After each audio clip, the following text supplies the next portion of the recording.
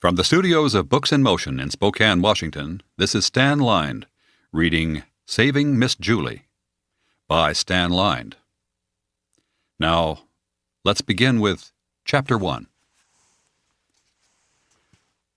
I was playing cribbage with Glenn Murdoch, the undersheriff, when Boogles McPhee stomped into the marshal's office and bawled that he'd been robbed.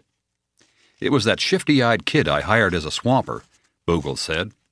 "Damn sneak took $16.42 from the till and absconded his butt to parts unknown." Boogles had come in a hurry.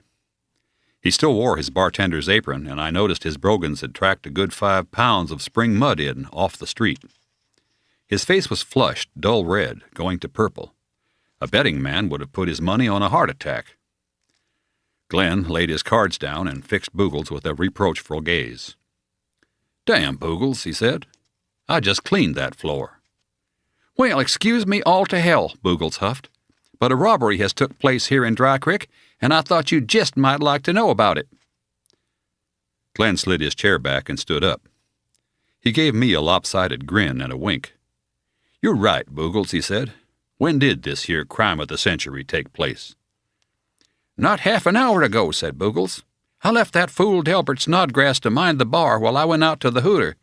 When I came back, he was gone, and so was my damn money." Glenn stuck his hands in his back pockets and looked out the window. Overhead, big-bellied clouds, purple as plums, scowled above the valley. Rain was falling again, as it had almost daily since the middle of June. The rutted street outside was a soupy blend of muck, mire, and dirty water. "How did the kid make his getaway?" Glenn asked. "He still riding that glass-eyed Indian pony?" "I guess. Pony's gone, too.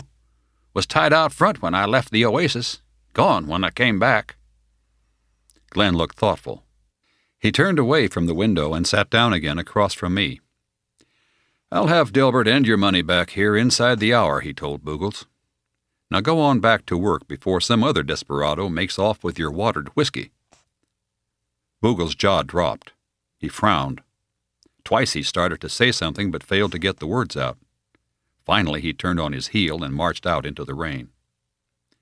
"Deal the cards, Merlin," said Glenn.